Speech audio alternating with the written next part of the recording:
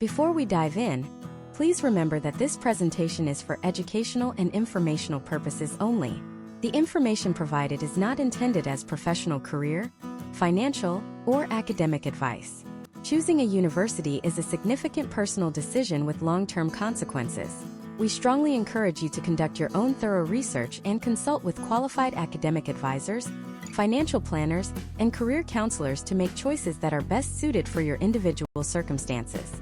There are over 4,000 universities in the United States, and right now it feels like every single one of them is screaming at you from your phone screen. You see an ad on social media for a top-ranked online MBA. While scrolling through pictures of your friend's vacation, a pop-up promises you can finish your bachelor's degree in 18 months.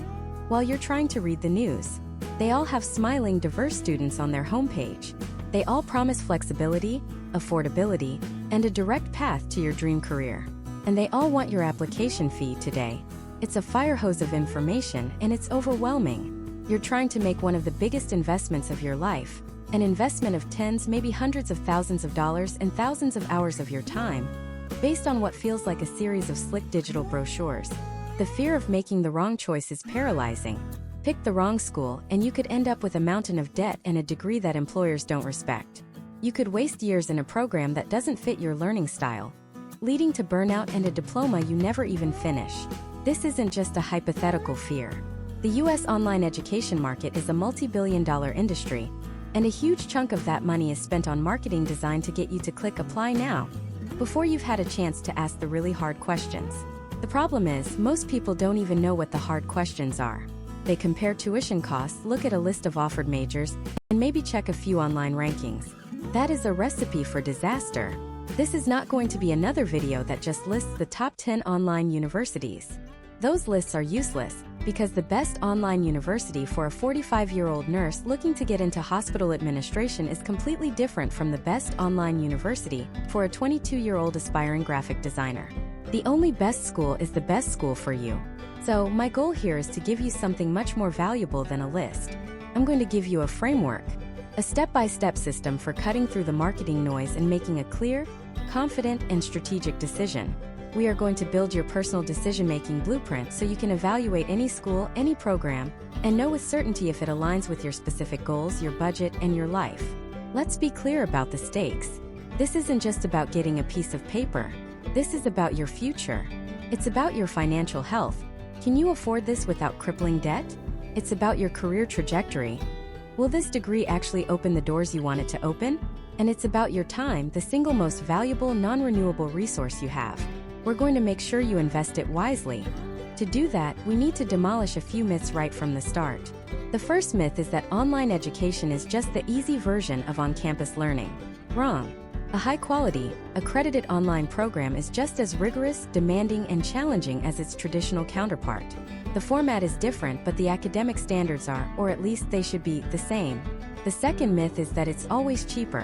While you might save on housing or commuting, the tuition for a reputable online degree from a major university is often identical to their on-campus programs. The key is distinguishing between a world-class education delivered online and a low-quality diploma mill that's just selling credentials. We'll show you how to spot the difference a mile away. The framework we're going to use is built on 3 core pillars. Think of it like building a house. You can't start picking out paint colors before you've laid the foundation. Pillar number 1 is the foundation. This is all about you. It's the deep, honest self-assessment you must do before you even type online university into a search bar. It's about defining your why. Pillar number 2 is the structure. This is the nuts and bolts research into the institutions and the programs themselves. We're talking accreditation, faculty, curriculum, technology, and student support. And pillar number 3 is the roof. This is all about the outcome, the return on investment. We'll look at alumni networks, career services, employer reputation, and the tangible value your new degree will bring to your career. For the rest of our time here today, we are going to focus entirely on that first, most critical pillar, the foundation. If you get this part right, everything else becomes 10 times easier. The thousands of options out there will shrink to a handful of high-quality contenders that actually make sense for you. So, grab a notebook because you need to answer 4 fundamental questions. Question number 1. What is your hyper-specific career goal? I want a better job is not an answer. I want to make more money is not an answer. Those are wishes, not goals. A goal is precise. A goal is measurable. For example, I want to transition from a marketing coordinator role to a digital marketing manager role at a mid-sized tech company within the next 3 years, focusing on SEO and data analytics. See the difference? That level of specificity is your compass. It tells you exactly what you need from a degree. Do you need a general business degree? Or a specialized master's in digital marketing? Does the curriculum need to have advanced courses in Google Analytics and data visualization? Will the university's career services have connections in the tech industry? Without a specific goal, you're flying blind. You might spend $80,000 on a generic MBA when a $20,000 graduate certificate in data analytics would have gotten you the job you actually wanted faster. Be brutally specific about the job title you want, the industry you want to be in, and the skills you need to get there. Question number 2. What is your non-negotiable learning style? Online education is not one size fits all. It exists on a spectrum. On one end, you have fully asynchronous programs. This means there are no set class times.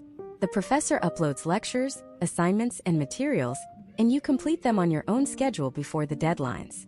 This offers maximum flexibility, which is perfect if you have a chaotic work schedule or young kids at home. But it requires an immense amount of self-discipline and time management. There's no one telling you to show up. On the other end, you have synchronous programs. These have scheduled, mandatory live online classes. You log into a virtual classroom with your professor and classmates at a specific time, say, every Tuesday and Thursday at 7 p.m. This provides more structure, accountability, and direct interaction. It feels more like a traditional classroom experience, but it's far less flexible.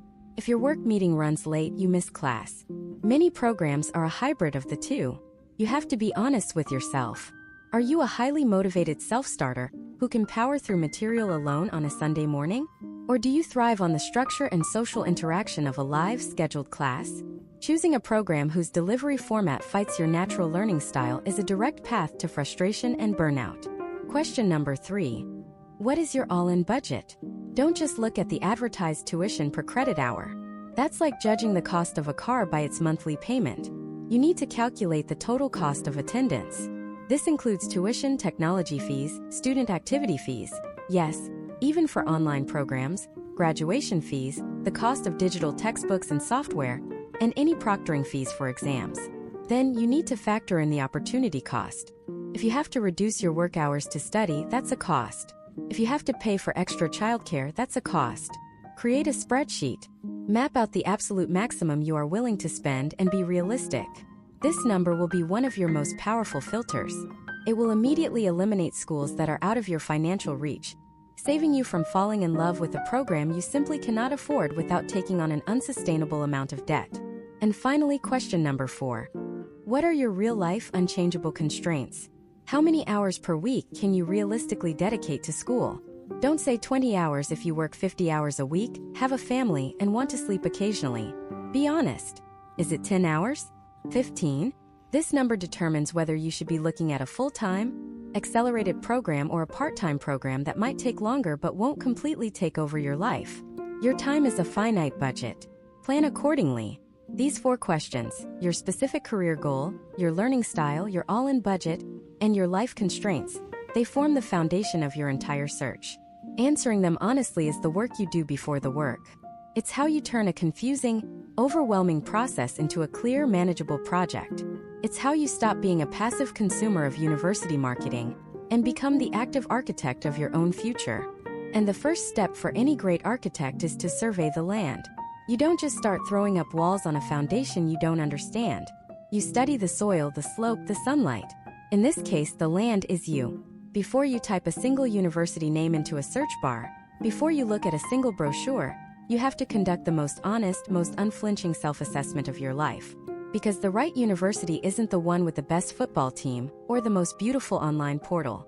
The right university is the one that fits the unique, complex, and sometimes messy landscape of your actual life. So let's start with the bedrock, the absolute core of this entire journey. It's a question so simple it's profound. Why? Seriously, why are you doing this? And I don't want the surface level answer. I want a better job is not an answer. It's a symptom. We need to find the cause. There's a famous technique used in business and engineering called the 5 whys. You ask why 5 times to get to the root of a problem. Let's try it. I want to get an online degree. Why? To get a better job. Okay, why do you want a better job? To make more money. A common and valid reason. But why do you want to make more money? So I can feel more financially secure and stop worrying about bills all the time. Getting warmer. Why do you want to feel more secure? Because the stress is affecting my health and my relationships. I'm always on edge, and I can't be present for my family. Okay, one more. Why is being present for your family so important? Because I feel like I'm missing out on my kids growing up, and I want them to see me as someone who is fulfilled and happy, not just stressed and tired. Boom, there it is. The real reason. It's not about a piece of paper. It's not even about a bigger paycheck. It's about being a present, fulfilled parent. Suddenly, the entire mission has changed. You're not just shopping for a degree. You are searching for the most effective tool to help you reclaim your time and your peace of mind for the sake of your family. When your motivation is that deep, that real, you will find the energy to study after the kids are in bed.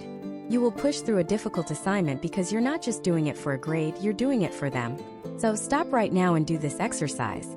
Grab a piece of paper and ask yourself why 5 times. Get to the raw, emotional core of your motivation. Write it down in big letters. This is your North Star.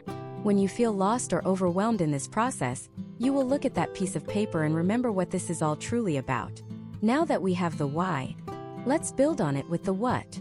What are your specific, measurable goals? Vague goals lead to vague outcomes. We need precision. Let's break it down into 3 categories: career, personal, and financial. First, career goals.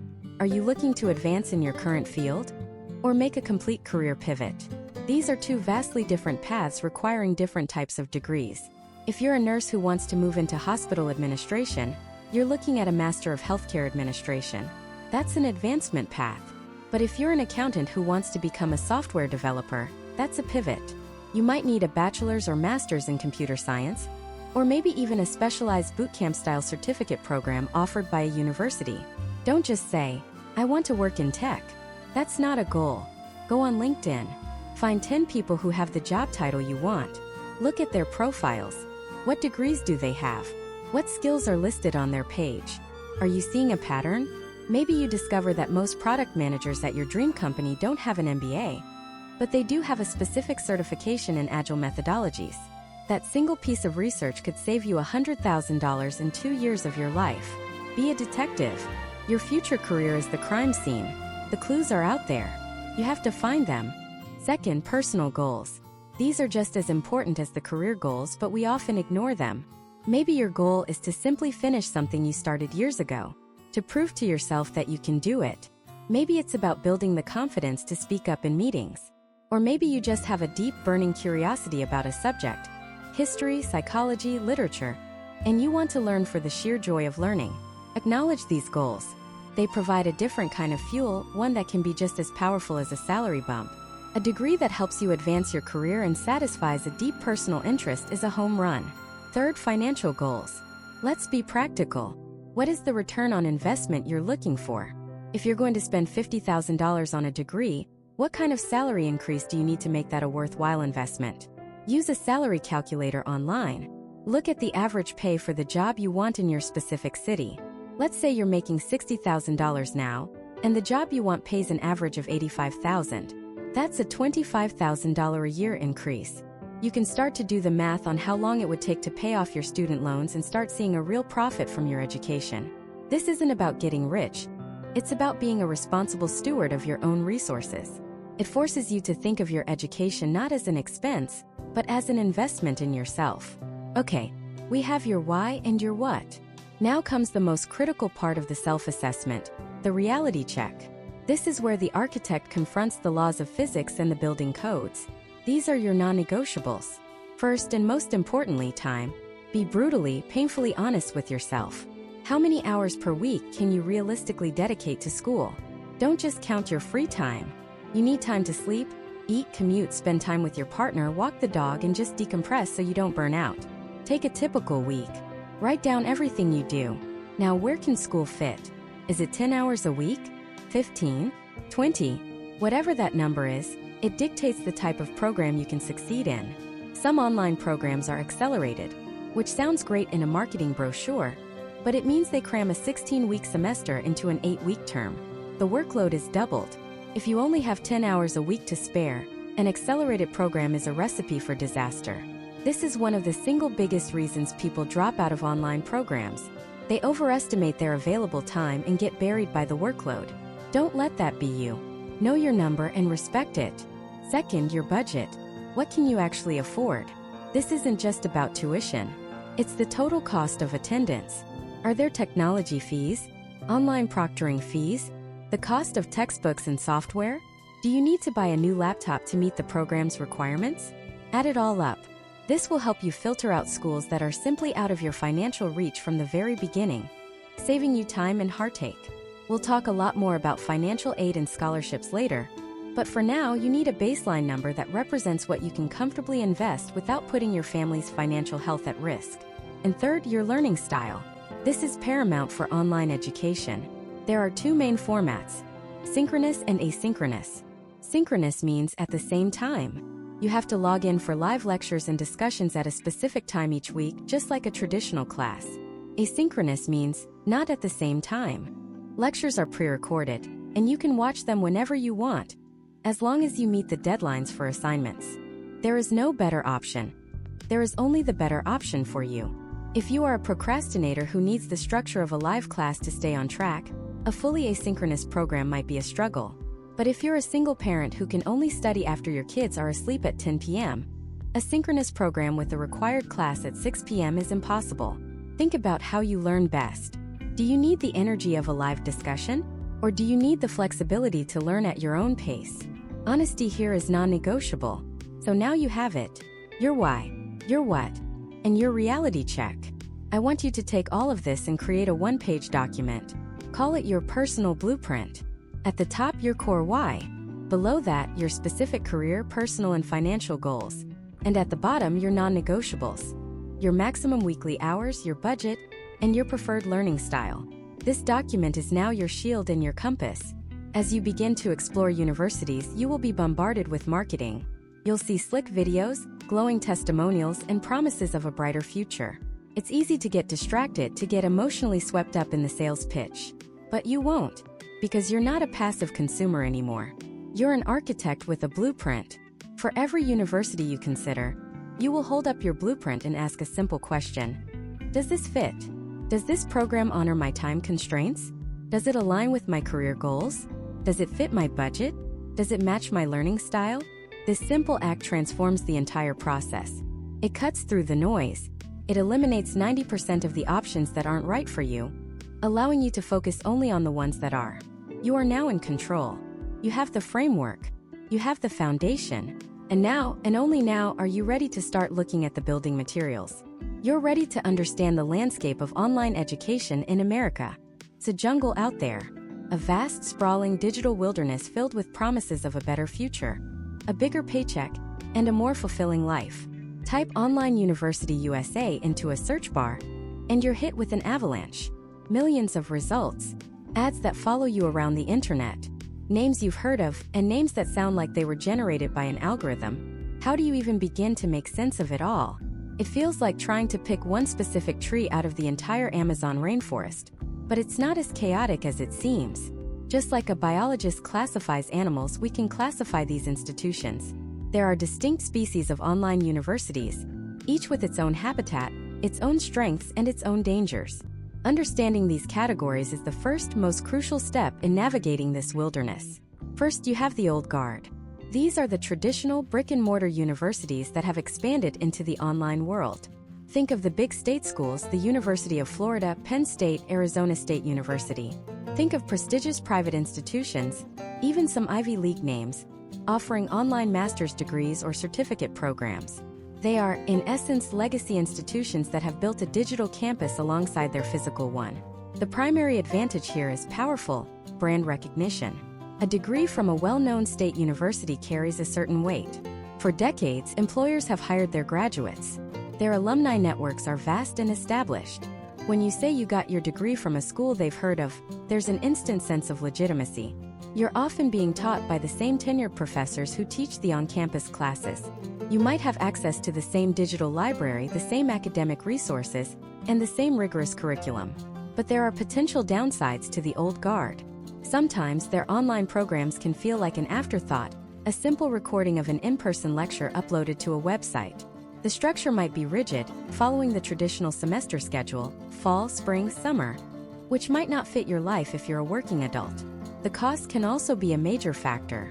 You're often paying for that brand name, and the tuition can be nearly as high as attending in person, even though you're not using the campus gym or the student union. For someone like David, a 28-year-old marketing associate looking to get an MBA to climb the corporate ladder, the online program from his state's flagship university was a perfect fit. He needed that specific name on his resume to get noticed by senior management in his very traditional industry. The rigid semester schedule wasn't an issue.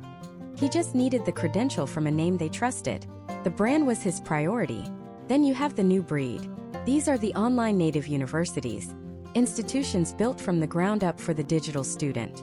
Names like Western Governors University, Southern New Hampshire University, and University of Maryland Global Campus come to mind. They didn't have to adapt 100 years of tradition for the internet. The internet is their DNA. Their entire model is designed around flexibility. Instead of a rigid semester schedule, many offer monthly start dates. Instead of paying per credit hour, some use a flat-rate tuition model per term, allowing you to accelerate and complete as many courses as you can handle, potentially saving a massive amount of time and money. Many of these schools pioneered what's called competency-based education. This is a game changer. It means if you already know the material, maybe from years of work experience, you can prove it by passing an exam and move on immediately. You don't have to sit through 16 weeks of a course covering things you mastered a decade ago. This is where we meet Maria, a 42-year-old nurse with 2 kids and a full-time hospital job. She needed a Bachelor of Science in nursing to move into a management role. She couldn't stop working, and she couldn't attend classes at 10 a.m. on a Tuesday. A competency-based program from an online native university was her lifeline. She could study late at night after her kids were asleep, accelerate through the general education courses where she already had experience, and focus her time on the advanced nursing curriculum. For her, flexibility and speed weren't just nice-to-haves. They were the only way it was possible. The potential drawback for the new breed? Brand perception can be a mixed bag. While many are well-respected and regionally accredited, they don't have the 100-year history of a state university, and some employers might not be as familiar with them. Now, running through both of those categories, the old guard and the new breed, is a critical dividing line you absolutely must understand. It's the difference between a for-profit and a non-profit institution. This isn't just an accounting term. It is the fundamental mission of the organization. A non-profit university, whether it's a state school or a private one, is legally obligated to reinvest any revenue back into the institution. That money goes toward things like student services, library resources, faculty development, and technology upgrades. Their mission at its core is education. A for-profit university, on the other hand, is a business. It has a fiduciary duty to its shareholders and investors. Their primary mission is to generate profit.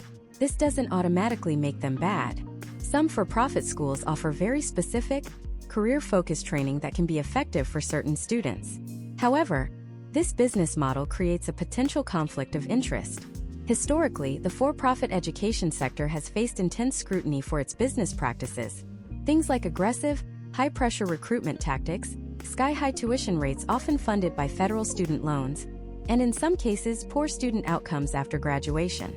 They may spend a significantly larger portion of their budget on marketing and recruitment than on actual instruction. Again, this is not a blanket condemnation of all of them, but it is a massive red flag that requires you to do extreme due diligence. You have to ask, is this institution's primary goal to educate me, or is it to enroll me? When you look at a school, one of the first questions you should find the answer to is, are you a nonprofit or a for-profit? It changes the entire lens through which you should evaluate everything else they tell you. Finally, there's a fourth emerging category, the trailblazers. This isn't about full universities, but about alternative credentials and learning platforms. Think of Coursera, edX, and Udacity.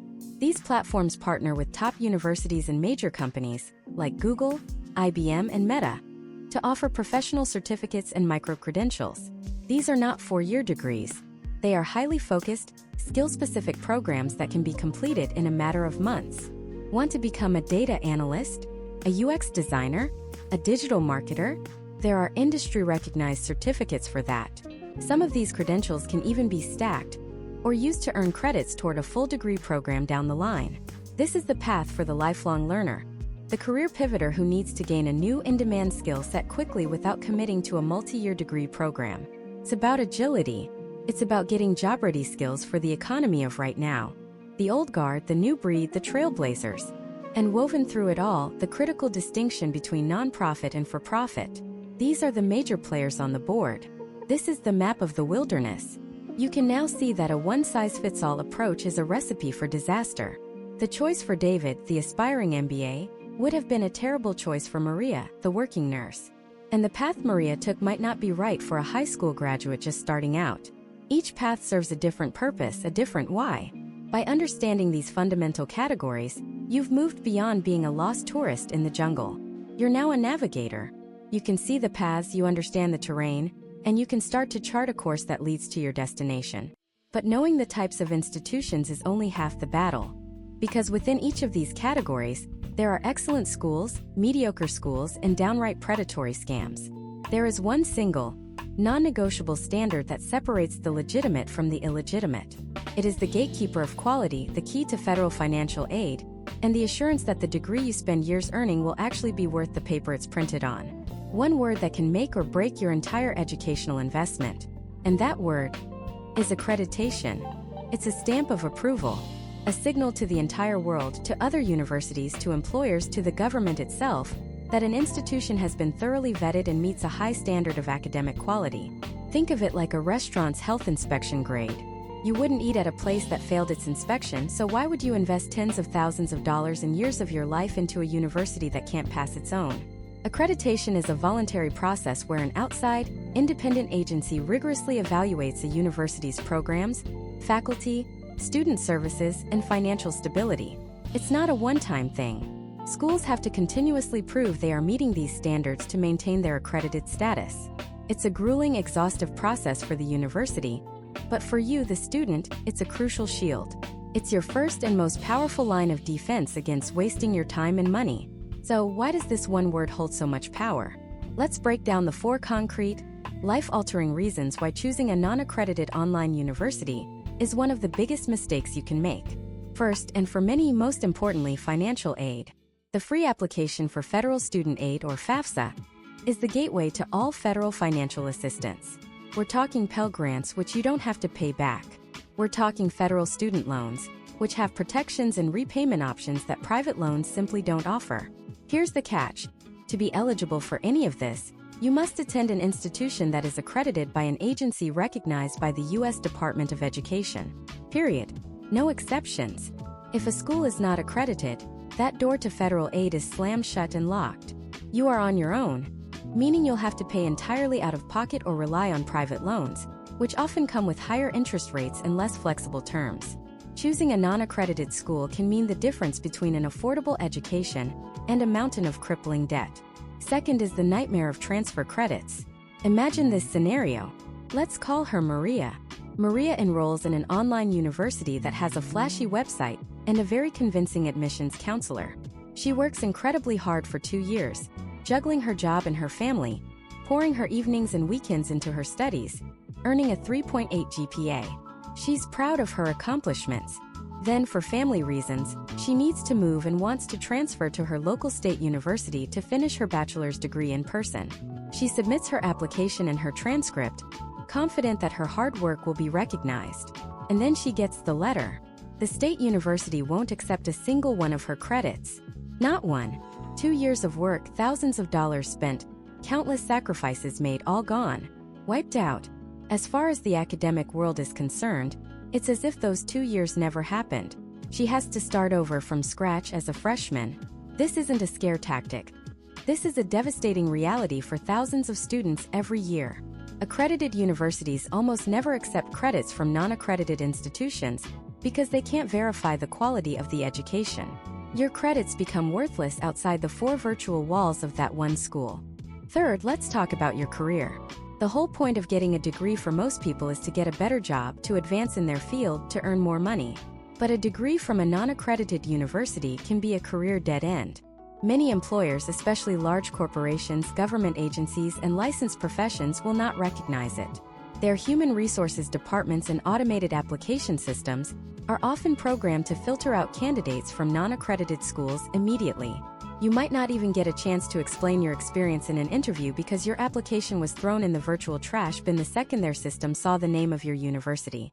Furthermore, if you're in a field that requires a state license to practice, like nursing, teaching, counseling, or accounting, a degree from a non-accredited school will almost certainly disqualify you from even sitting for the licensing exam. Your degree becomes a very expensive piece of paper with no real-world value. And fourth, your future education. If you have any ambition of ever pursuing a master's degree, a PhD, or attending law school or medical school, you absolutely must have a bachelor's degree from an accredited institution. Reputable graduate programs will not consider applicants from non-accredited undergraduate schools. It's an automatic disqualification. You're closing the door on your own future before it even has a chance to open. So, how do you navigate this? How do you know who to trust? The world of accreditation is divided into two main categories: regional and national. First, let's talk about regional accreditation. This is, by and large, considered the gold standard in the United States. It's the most widely recognized and respected type of accreditation. The country is divided into several regions, and each region has its own accrediting body. Organizations with names like the Higher Learning Commission or the Southern Association of Colleges and Schools. These are the agencies that accredit the major state universities, the Ivy League schools, and the most well-known private colleges. They conduct an incredibly deep, peer-reviewed evaluation of the entire institution, from its mission and ethics to its faculty qualifications and student outcomes. If an online university is regionally accredited, you can be confident that its degrees and credits will be widely accepted by other universities and employers across the country. This is the safest bet for most students. Then there's national accreditation. National accreditors are often more focused, typically accrediting vocational, technical, or career-specific schools, like those focused on medical assisting or information technology. National accreditation is legitimate. These agencies are also recognized by the U.S. Department of Education. However, and this is a critically important distinction, credits from nationally accredited schools are less likely to be accepted for transfer by regionally accredited universities. It's not a definite no, but it's a significant risk. If your goal is to get a very specific career-focused credential, and you have no plans to ever transfer or pursue a graduate degree at a traditional university, a nationally accredited school might be a fine option.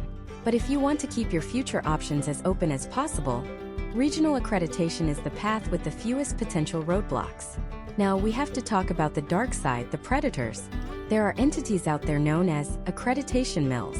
These are fake, bogus accrediting agencies, often created by the diploma mills themselves to trick you. They set up a professional-looking website with an important-sounding name, like the International Accreditation Board for Higher Learning, and then accredit their own worthless degree program. It's a scam designed to give a false sense of legitimacy. So how do you protect yourself? It's actually incredibly simple. There are two ultimate sources of truth you need to consult. The first and most important is the U.S. Department of Education. They maintain a free, searchable online database of all recognized and legitimate post-secondary institutions and their accreditors. You can literally just search for database of accredited post-secondary institutions and programs, and it's the first result. If the school you're considering or its accrediting agency is not on this list, run. The second source is the Council for Higher Education Accreditation, or CHE. They also have a database of recognized accreditors. Checking these two databases takes less than 5 minutes, and it is the single most important piece of due diligence you will ever do in your college search. Finally, there's one more layer to be aware of: programmatic accreditation. This is a specialized accreditation for a specific degree program within a university, like business, nursing, engineering, or education. For example, a university's business school might be accredited by the AACSB, or its nursing program by the CCNE. This is a sign of an even higher level of quality and rigor in that particular field. For many professions, graduating from a programmatically accredited program is required for licensure and is highly valued by employers. So, if you're going into a specialized field, you should not only check for the university's institutional accreditation, that regional or national stamp of approval, but also see if the specific department or program you're interested in has its own programmatic accreditation. This might sound like a lot to take in, but it all boils down to one simple action: verify.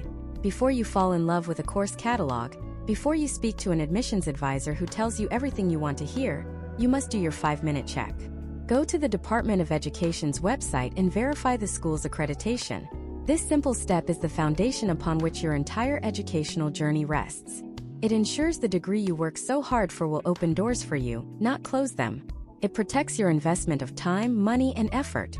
Now that you know how to confirm that a university is legitimate and its quality is verified, we can move on to the next critical factor in your decision.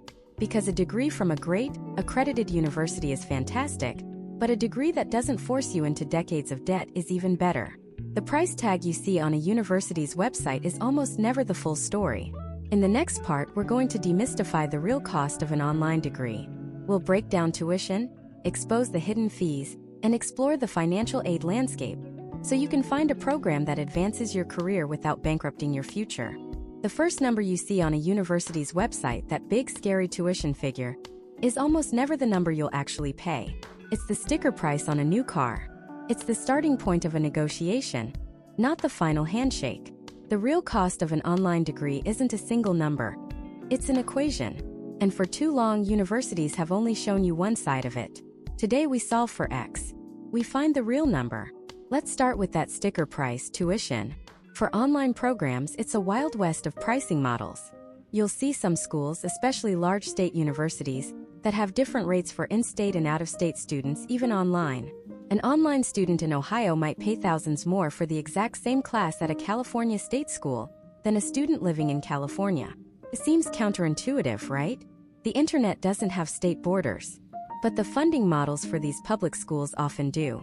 Then you have the schools that have thrown that model out the window. They offer a single flat-rate tuition for all online students, no matter where you live. This can be a huge advantage if you're looking at a great public university that's across the country. Suddenly, that prestigious out-of-state school becomes financially competitive. But it gets more granular. How do they charge you? Is it per credit hour? Or a flat rate per semester? Think of it like a cell phone plan. A per credit hour model is like a pay-as-you-go plan. You pay a set amount, say $500, for every credit you take. If you take one class 3 credits, you pay $1,500.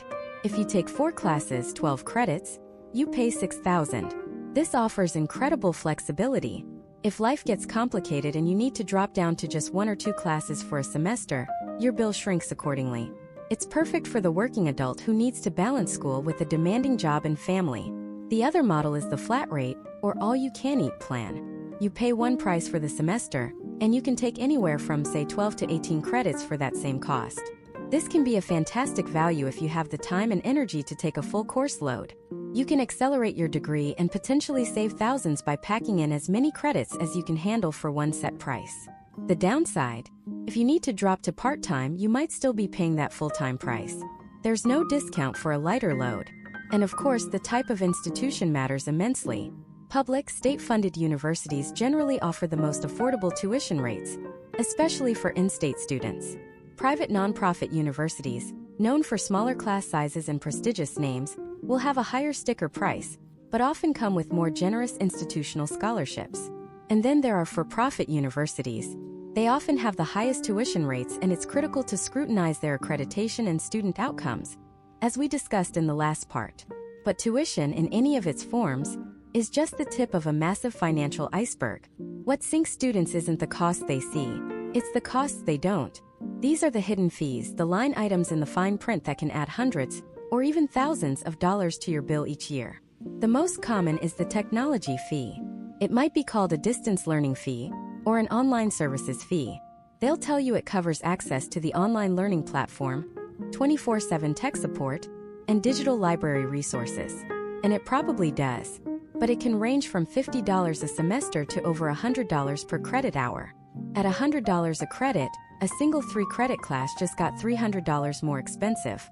For a full-time student, that's over $2,000 a year in tech fees alone. Next up, proctoring fees. To maintain academic integrity, many online exams require a proctor, someone or something to watch you to make sure you're not cheating. This can be a live person watching you through your webcam, or it can be sophisticated software that locks down your computer and uses AI to flag suspicious behavior. and you pay for that privilege. Services like ProctorU or Examity can cost $15 to $30 per exam. If you have 4 classes with a midterm and a final each, that's 8 proctored exams. That's potentially another $240 out of your pocket for just one semester. And what about textbooks? The great promise of online learning was a world without heavy, expensive books. The reality is often a world of expensive digital access codes. Instead of buying a physical book, you buy a one-time use code to access the publisher's online platform, which includes the ebook, homework assignments, and quizzes. These codes can cost just as much as a physical book, $100, $150, even $200, and you can't sell them back at the end of the semester. They're a one-and-done expense. Then come the administrative fees, the application fee to even be considered, the matriculation fee, when you first enroll, a portfolio assessment fee, if you're trying to get credit for work experience, and my personal favorite, the graduation fee, where you literally pay the school for the piece of paper they're giving you. None of these are massive, but they are death by 1,000 cuts. So the iceberg is bigger and scarier than we thought. But this isn't a horror story, because for every cost there is a potential solution. For this giant iceberg there is a fleet of life rafts. This is the world of financial aid. Your journey here starts with one form, 5 letters, FAFSA, the free application for federal student aid. If you remember nothing else from this section, remember this. Fill out the FAFSA. It doesn't matter if you think you make too much money. It doesn't matter if you think you won't qualify. The FAFSA is the master key that unlocks the entire financial aid system. Many scholarships, even those from the universities themselves, won't even consider you unless you have a FAFSA on file. It's free, it's online, and it is the single most important financial step you can take. Completing the FAFSA opens the door to a few types of aid. First, there are grants. This is the best kind of money because it's money you don't have to pay back. The federal government offers the Pell Grant, designed for undergraduate students with significant financial need. There are also state-specific grants, which vary wildly, so you need to check your own state's Department of Higher Education. Next are scholarships. This is also free money, but it's typically merit-based or demographic-based. And we need to bust a myth right now. Scholarships are not just for 4.0 GPA high school athletes who are also concert violinists. There are thousands of scholarships specifically for adult learners returning to school. There are scholarships for single parents, for veterans, for people pursuing a specific major like nursing or cybersecurity. Your university's financial aid office is the best place to start. Then, explore databases like FastWeb, scholarships.com, and the Department of Labor Scholarship Search Tool. It's work. It's like applying for a part-time job, but an essay that takes you 2 hours to write could land you a $2,000 scholarship. That's $1,000 an hour. Not a bad return on your time. After grants and scholarships, you have loans. And it is critical to understand that this is not free money. This is a debt you will have to repay with interest. Federal student loans are often a better option than private loans because they have fixed interest rates and more flexible repayment options. You'll hear about 2 main types: subsidized and unsubsidized. With a subsidized loan, the government pays the interest while you're in school. With an unsubsidized loan, the interest starts piling up from day one. It's a crucial difference that can save you thousands over the life of the loan. The rule of thumb is to only borrow what you absolutely need, and never borrow more than you expect to make in your first year after graduation. But there's one more source of funding that is tragically overlooked: your current employer. Many companies, especially larger ones, have tuition assistance or tuition reimbursement programs. They are literally willing to invest in you. Think about it from their perspective. It's often cheaper for them to upskill a loyal, proven employee, that's you, than it is to recruit, hire, and train someone new. I knew a project coordinator named David who was working for a mid-sized logistics company. He wanted to get his bachelor's in supply chain management to move into a leadership role. He was terrified to ask his boss, but he put together a 1-page proposal. He outlined how the degree would directly benefit the company, how the new skills in inventory management and data analysis would improve their bottom line. He didn't frame it as "help me," he framed it as "let me help us." His company ended up paying for 80% of his degree. He got a promotion before he even graduated. Check your employee handbook or talk to your HR department. It might be the most valuable conversation you have. So how do you put all of this together? How do you compare a private school with a $60,000 sticker price that's offering you a big scholarship with a state school that costs $20,000 but isn't offering you as much? You use the secret weapon, the net price calculator. By law, every college and university has to have one on its website. You input your family's financial information, and it gives you a personalized estimate of what your net price will be. The actual amount you're likely to pay after grants and scholarships are deducted. It cuts through the marketing and the big scary numbers and gives you a much more realistic basis for comparison. The sticker price is fiction. The net price is as close to the truth as you can get.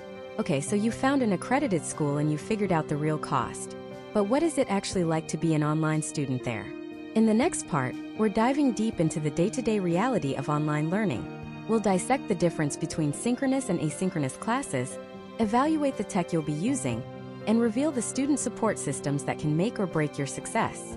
So let's start with the big one: synchronous versus asynchronous. These are just fancy words for live versus on your own time. Imagine two different gyms. One gym offers live, scheduled fitness classes. You show up at 10 a.m. on Tuesday for spin class with a live instructor and 20 other people. You feed off their energy, you get corrected in real time, you have that shared experience. That's a synchronous online class. You log into Zoom or another platform at a specific scheduled time every week for a live lecture and discussion with your professor and classmates. It's structured. It's interactive. It forces you to be accountable because you have to show up. For many people, this is the perfect bridge from a traditional classroom to an online one. It provides that much-needed routine and a sense of community. You get to know your classmates' faces and voices. You can raise your virtual hand and ask a question the moment it pops into your head. The downside? It's not very flexible. If you're a single parent, a second shift worker, or a soldier deployed in a completely different time zone, making that 10 a.m. class is going to be a massive challenge, if not impossible.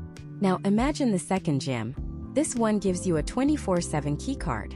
The equipment is all there, and they've posted a series of high-quality, pre-recorded workout videos from the best trainers. They tell you, complete these 3 workouts by Sunday at midnight.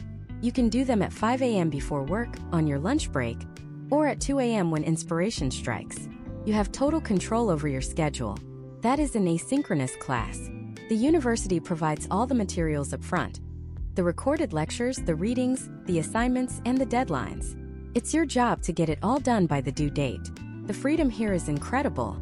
It's the reason millions of working adults can even consider getting a degree. You can build your education around your life, not the other way around. But this freedom comes with a serious responsibility. You have to be incredibly self-motivated and disciplined. There's no professor taking attendance. There's no scheduled class time to force you to stay on track. Can also feel isolating. Your main interaction might be through a discussion forum, posting a comment in waiting hours, or even days for a reply. So which one is for you? Be brutally honest with yourself. Do you thrive on structure and social interaction? Or do you need absolute flexibility to fit school into a chaotic life? Many universities now offer a hybrid model, which might be the best of both worlds. For example, you might watch a pre-recorded lecture on your own time, and then attend a live, weekly Q&A session to discuss it. When you're looking at a program's website, search for the course delivery method. If you can't find it, call an admissions advisor and ask them point blank, are the classes synchronous, asynchronous, or a mix? I work from 9 to 5. How would that fit with your typical class schedule? Their answer will tell you everything you need to know about whether that program is truly built for a student like you. Next, let's talk about the digital campus itself. The technology you'll be using every single day. This is your learning management system, or LMS. You'll hear names like Canvas, Blackboard, Moodle, or D2L Brightspace. Think of the LMS as the central nervous system of your entire university experience. It's where you'll watch lectures, submit assignments, take quizzes, see your grades, and communicate with your professors. A clunky, outdated, and confusing LMS can make your life miserable. A sleek, intuitive, and reliable one can make learning a joy. So, how do you evaluate a university's tech before you commit? First, ask if they offer a demo or a virtual tour of their LMS. Many schools have a sample course you can click through. Do it. Spend 20 minutes trying to navigate it. Is it immediately clear where to find the syllabus? Can you easily see the deadlines for assignments? Does it look like it was designed this decade? Or does it feel like a relic from the early days of the internet?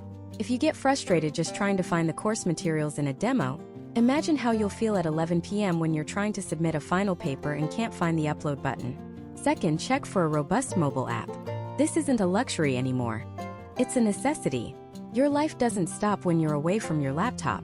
A great mobile app lets you check for new grades, participate in a discussion forum while you're waiting in line at the grocery store, or even download a lecture to listen to on your commute.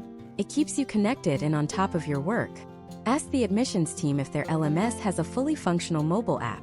Finally, consider reliability.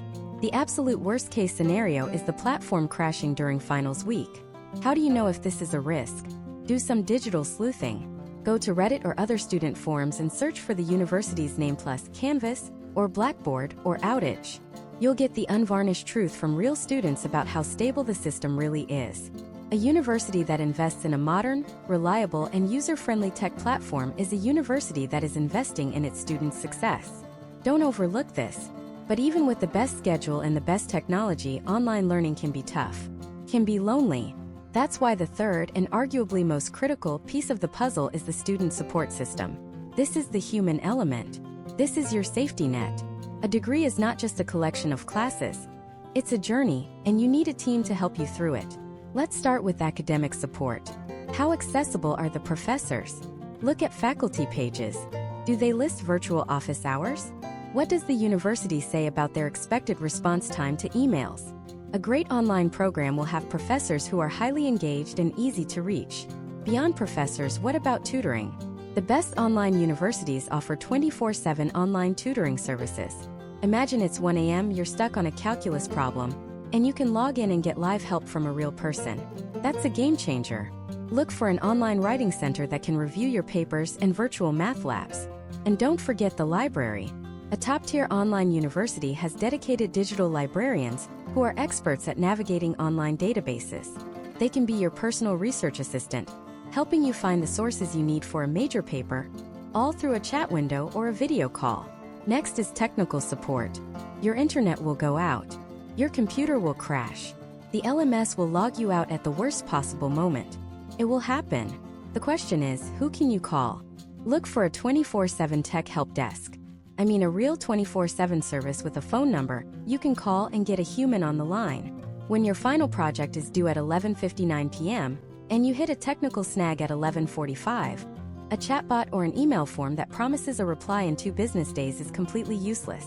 Test this. Find the help desk number on their website and call it on a Sunday night. See if someone picks up. Their support for you as a prospective student is the best it will ever be. If it's lacking now, it will be a nightmare later. Finally, look beyond the classroom to career and wellness support. Does the university have a dedicated online career services department? Do they host virtual career fairs with companies that are known for hiring remote employees? Do they offer online resume reviews and virtual mock interviews? The goal of your degree is to improve your career, and the university should be an active partner in that. And what about you as a person? Online learning can be stressful and isolating. A truly supportive university recognizes this and offers resources like virtual counseling and telehealth services. The availability of mental health support is a huge indicator that the institution cares about its students' well-being, not just their tuition checks.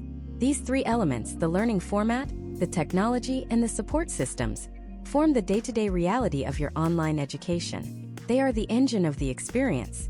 Finding the right fit here is just as important as finding a school with the right accreditation or the best professors. Now that we've looked under the hood at how these programs actually run, it's time to address the elephant in the room for so many of us, the cost. How much is this actually going to set you back? In the next part, we are going to demystify the true price of an online degree. We'll break down tuition, uncover the hidden fees you'd never think to look for, and explore the financial aid and scholarship strategies that can make your education far more affordable than you might think. Let's start with the big scary number, tuition. It's the first thing you see on a university's website, listed in bold 5-figure numbers that can make your heart sink. But here's the secret the entire higher education system is built on. That number is almost never the number you actually pay. It's a starting point, a sticker price, and understanding how to deconstruct it is your first mission in making a smart financial decision. First, let's talk about how they charge. You'll typically see 2 models, per credit hour or a flat rate tuition. A per credit hour model seems straightforward. A school might advertise a rate of, say, $400 per credit. Sounds manageable, right? But a bachelor's degree is typically 120 credits. Suddenly, that $400 per credit balloons into $48,000 for the degree. And that's before a single fee is added.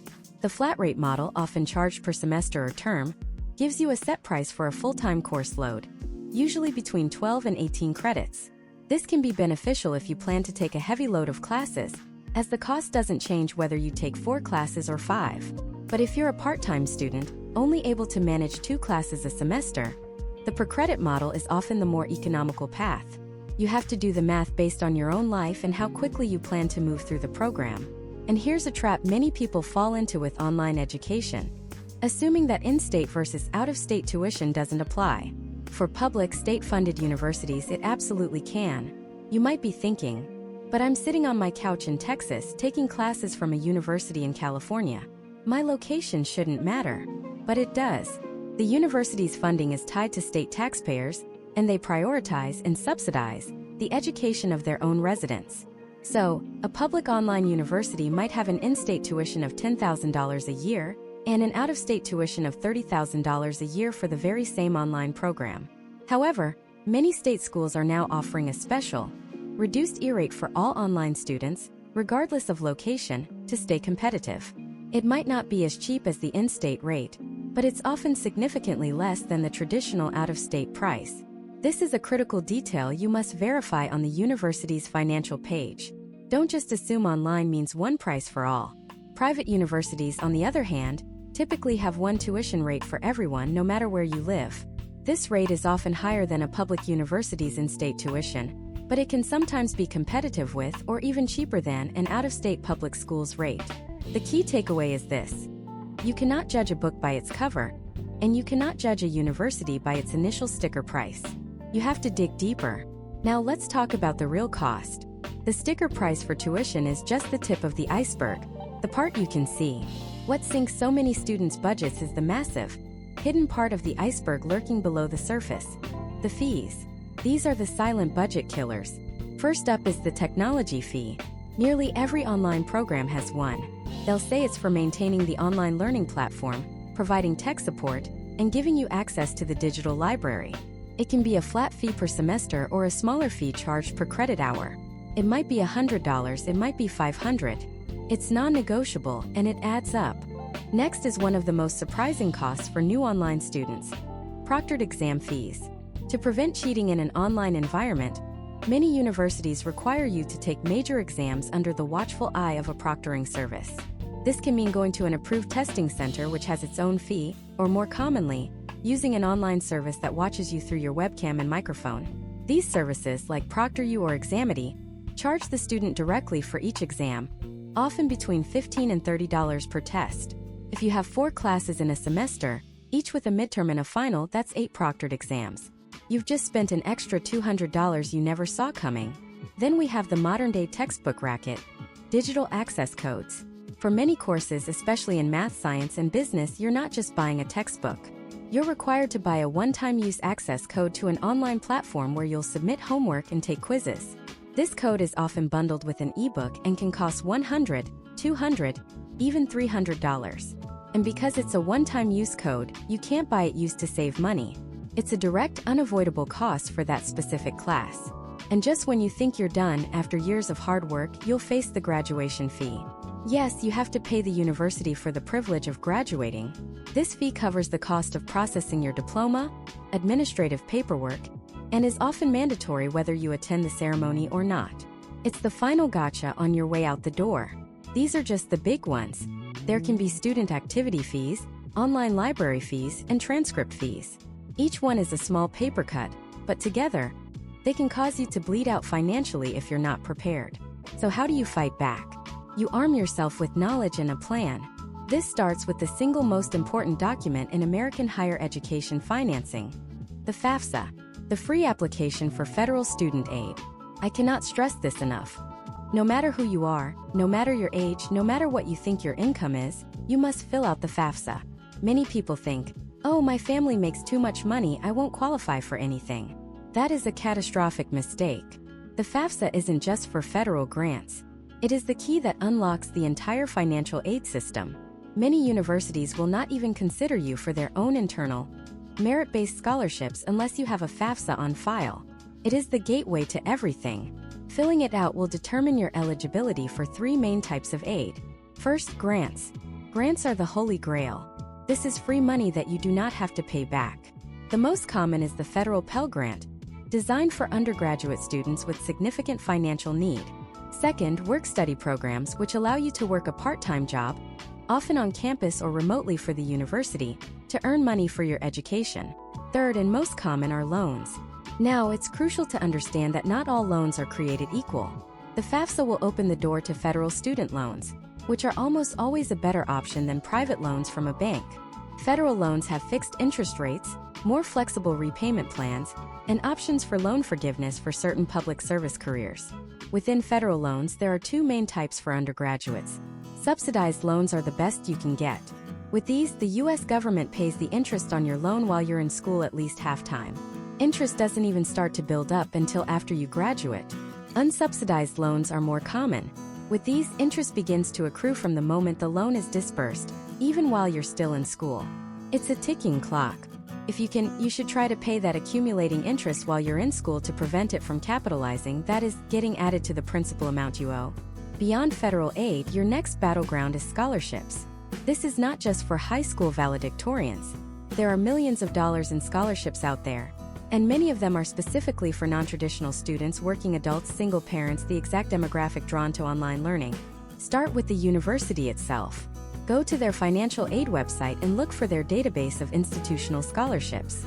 These are awards funded by the university's endowment and alumni, and your application pool is limited to just the students at that school, dramatically increasing your odds. Then expand your search. Use free national databases like FastWeb or scholarships.com, but get specific. Don't just search for business major. Search for scholarships for women in marketing over 30, or scholarships for veterans studying logistics. The more niche you get, the smaller the applicant pool. The competition for a generic $10,000 national scholarship is fierce. The competition for a $1,000 scholarship from a local professional organization in your field might be a handful of people. Your scholarship application essay is not a chore. It's a sales pitch. You are selling your story, your drive, and your potential. Tell them why you deserve that investment. Finally, I want to give you the single most powerful tool for cutting through all this noise. It's called the Net Price Calculator. By federal law, every single university in the United States must have a net price calculator on its website. This tool is designed to give you a personalized estimate of what you will actually pay.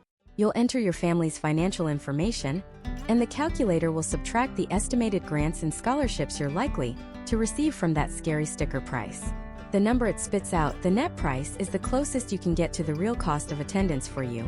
Forget the sticker price. Compare the net price of every university on your list. That is the number that will tell you what your dream will truly cost. Now that number, that net price, it can still feel like a gut punch. It might be $20,000, $10,000, maybe even $40,000 a year. And you're looking at that number thinking, how? How on earth am I supposed to make that happen? This is the moment where most people either give up or they sign on for a mountain of debt without a plan. But this is also the moment where the smart student, the student who's watching this right now, separates themselves from the pack. Because you're about to learn that the net price isn't the final number. It's the starting point for your financial strategy. Your first move, the absolute non-negotiable first step, is filling out the FAFSA, the free application for federal student aid. I know it sounds like government paperwork, and it is. But thinking of the FAFSA as just a form is like thinking of a key as just a piece of metal. This form is the key that unlocks the entire world of financial aid. Federal grants, which is free money you don't pay back. Federal student loans, which have protections and repayment options that private loans can only dream of. And the federal work-study program. But here's the secret. It's not just for federal aid. The vast majority of universities, both online and on campus, use your FAFSA information to determine how much of their own money, their institutional grants and scholarships, they're going to offer you. Many state-level grants also require it. So when you hear people say, "Oh, my parents make too much money, I won't qualify for anything," they are leaving thousands, potentially tens of thousands of dollars on the table. Don't make that mistake. Filling out the FAFSA is not about whether you think you'll qualify. It's about opening the door to find out what's possible. It's free, takes a few hours, and it could be the most profitable few hours you ever spend. Do it early, as soon as it becomes available, because some aid is first come, first served. This isn't a suggestion. It is the cost of entry to playing the financial aid game. Once the FAFSA is done, the real hunt begins. We're talking about scholarships. This is where you go from being a passive applicant to an active treasure hunter. And the treasure is free money. The first place to look is the university itself. When you get your financial aid award letter, look closely at the institutional grants or merit scholarships. This is the university offering you a discount based on your grades, your test scores, or other talents.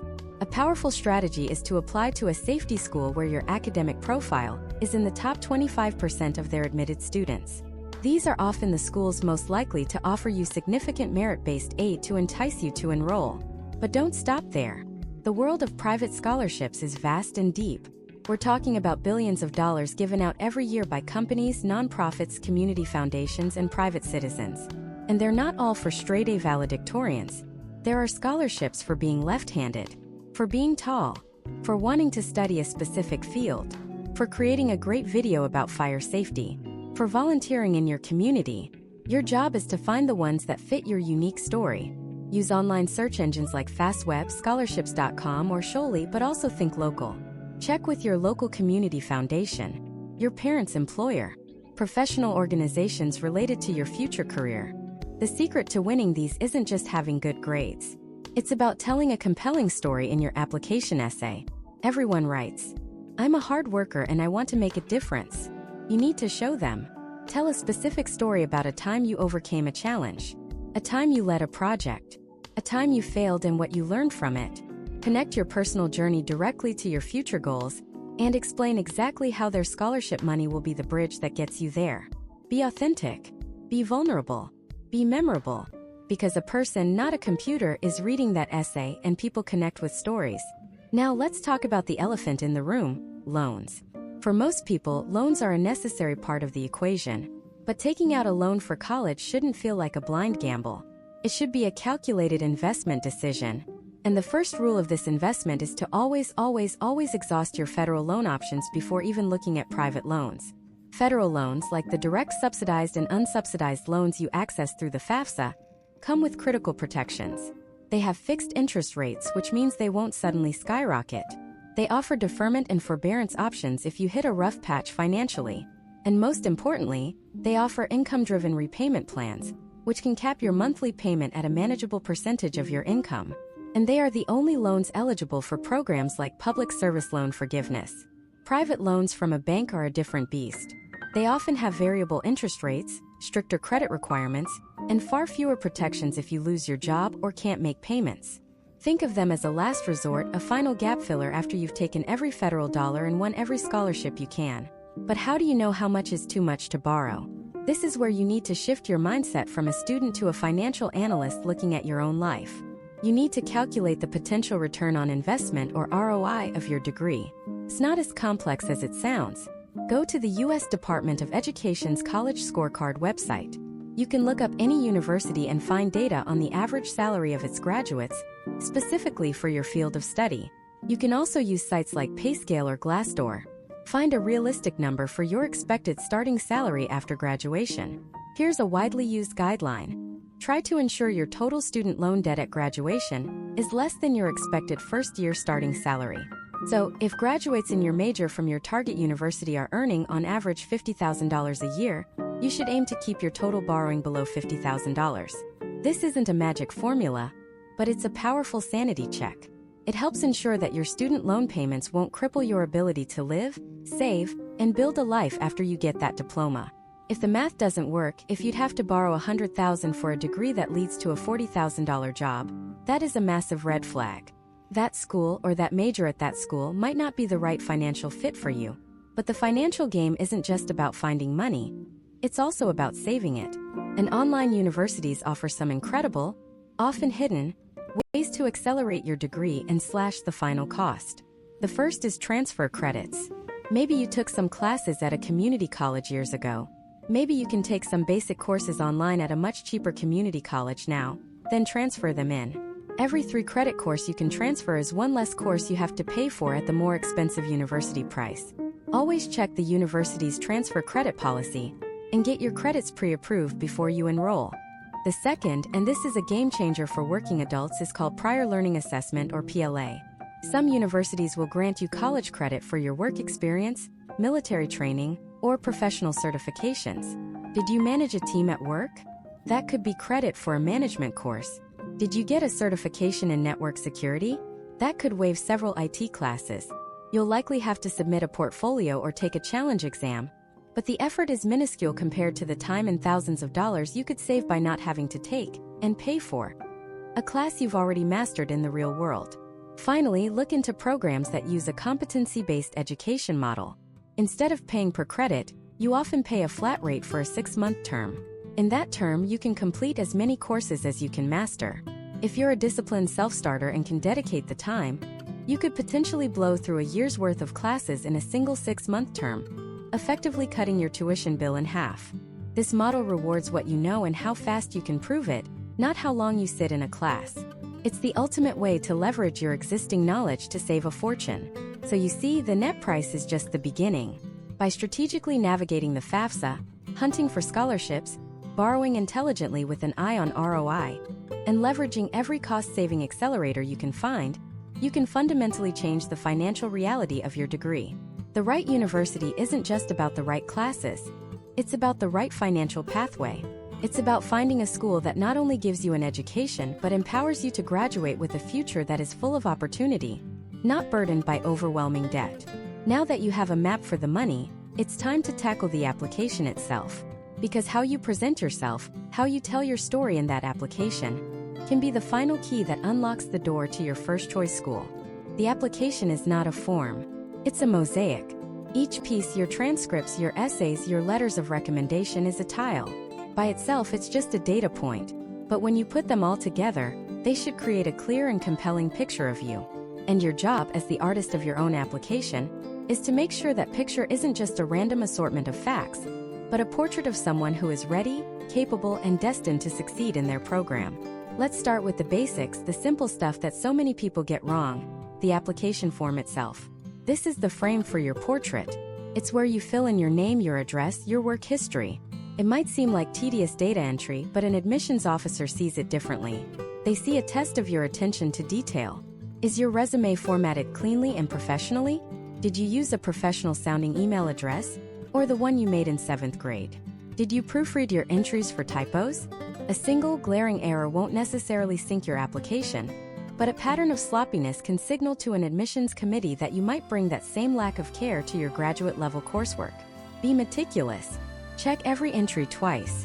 This is your first impression. Next, let's talk about your transcripts. For many adult learners, this is a major source of anxiety. You look back at your undergraduate record from 5, 10, even 20 years ago, and you see that C in calculus or that semester where your GPA took a nosedive. The temptation is to hope they just won't notice. But they will. Your transcripts are the historical record of your academic journey, and they tell a story. The key is for you to be the one who frames that story. If there's a blemish on your record, you have 2 choices. Ignore it and let them draw their own conclusions, which are rarely generous, or address it head-on. In an optional essay or a brief part of your main statement of purpose, you can provide context. You don't need to write a novel of excuses. A simple, mature explanation is all it takes. During my sophomore year, a family health issue required me to take on part-time work, which impacted my studies that semester. However, this experience taught me invaluable lessons in time management and perseverance, as you can see from my improved performance in subsequent years and my professional achievements. You've just turned a potential weakness into a story of resilience. You're not the 19-year-old who struggled with one class anymore. You're the adult who learned from it. Now, what about standardized tests like the GRE or GMAT? The good news is that the world of online education has been a leader in the test-optional movement. Many programs, especially those designed for working professionals, recognize that a 4-hour multiple-choice test taken on a Saturday morning is not the best predictor of success for a 35-year-old manager with a decade of experience. But test optional does not mean test ignored. If you have a high score, it's another strong piece of evidence in your favor. By all means, submit it. If your undergraduate GPA is on the lower side, a strong test score can help balance the scales and demonstrate your current academic aptitude. However, if you're not a great standardized test taker, or if you don't have time to study, the test optional policy is your friend. It simply means the university is placing more weight on other parts of your application. Your work experience, your essay, and your letters of recommendation. It allows your real-world performance to speak louder than a test score. This brings us to the letters of recommendation. These are your character witnesses. They are third-party validations of the story you are telling about yourself. And who you choose to be your witness is critical. The biggest mistake applicants make is chasing titles. They think a letter from the CEO of their company is the golden ticket. But if that CEO only knows you from a single handshake at the holiday party, their letter will be generic and useless.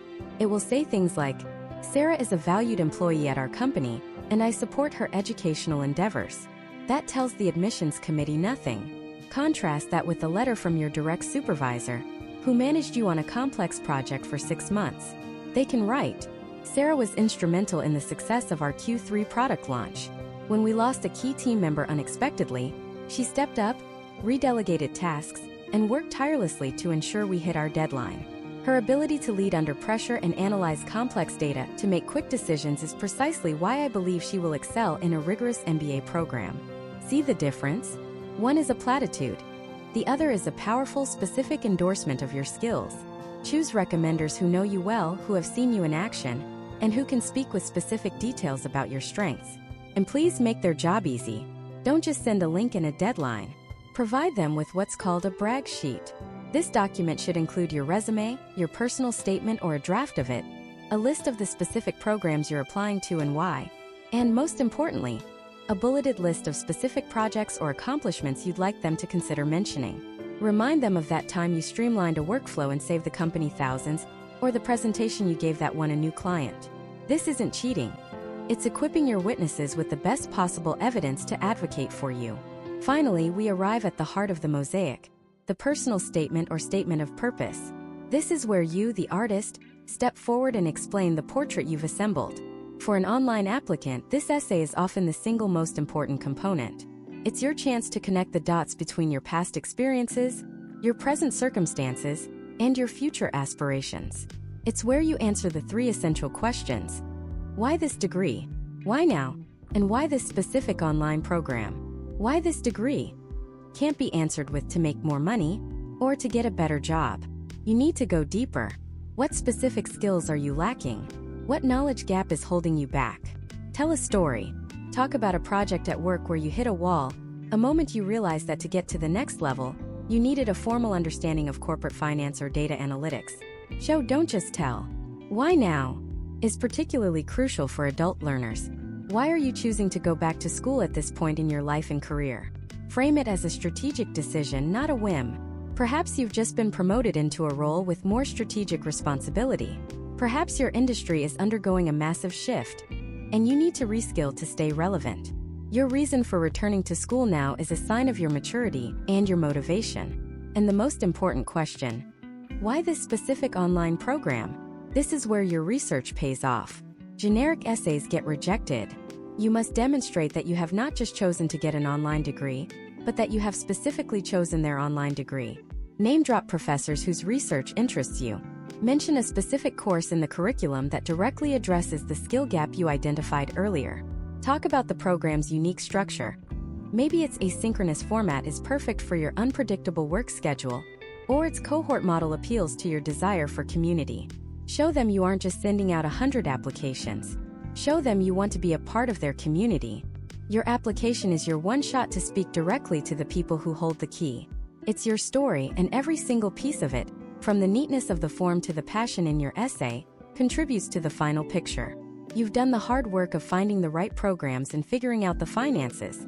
Now it's time to tell them who you are and why you belong there. Once you hit that submit button, a new phase begins. The waiting is hard, but the real work starts the moment you get that acceptance letter. Because getting in is one thing.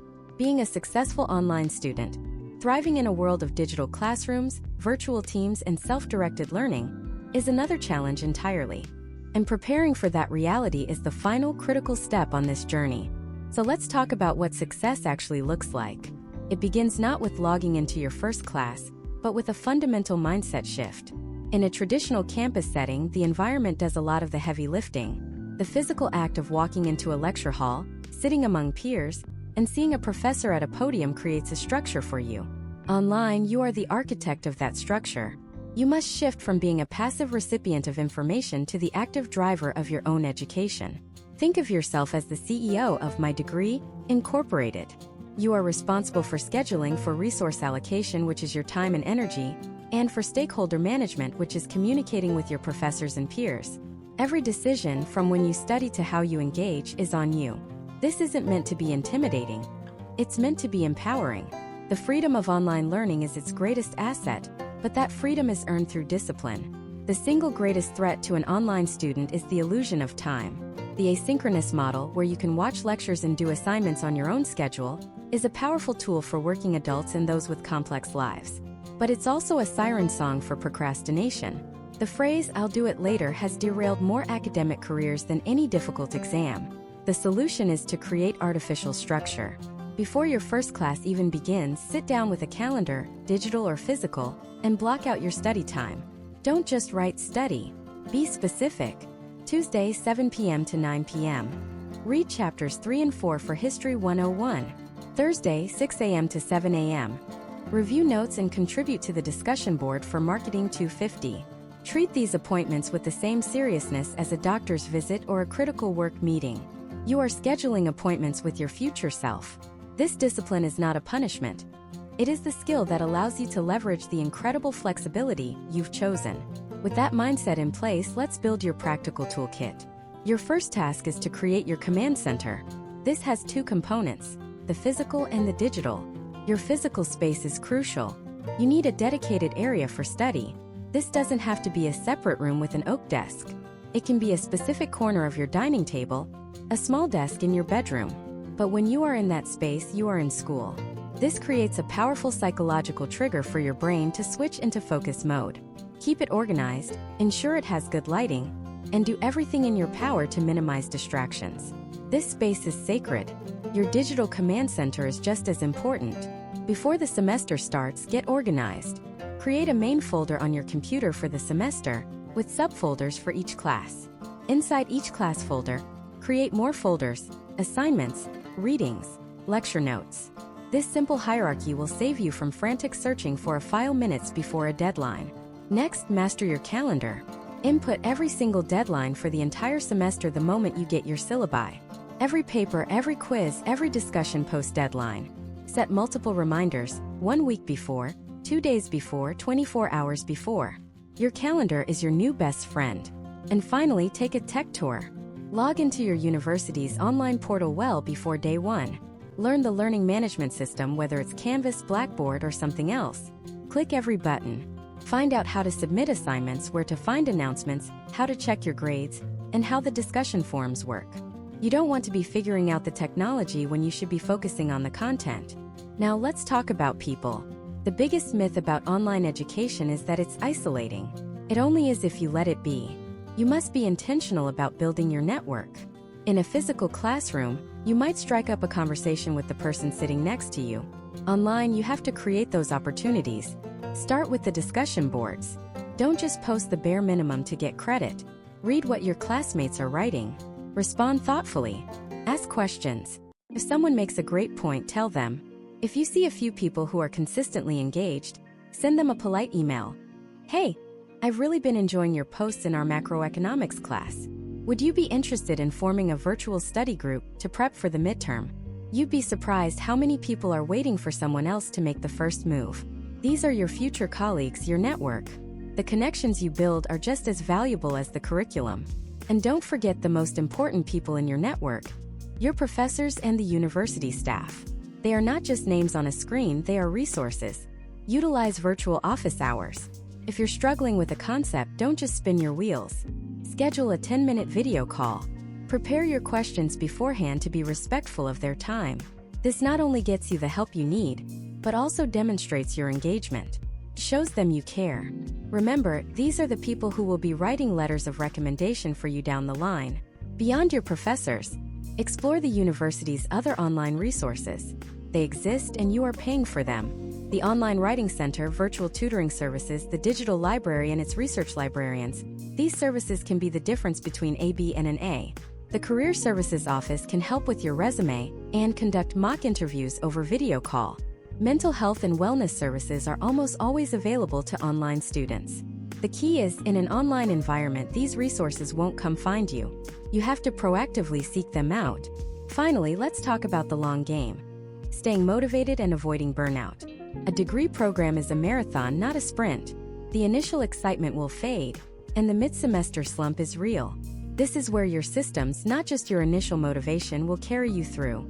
Break down the massive goal of earning a degree into tiny, manageable micro-goals. Your goal for today isn't to become a certified public accountant. It's to finish the practice problems for Chapter 2. Your goal this week isn't to become a marketing executive.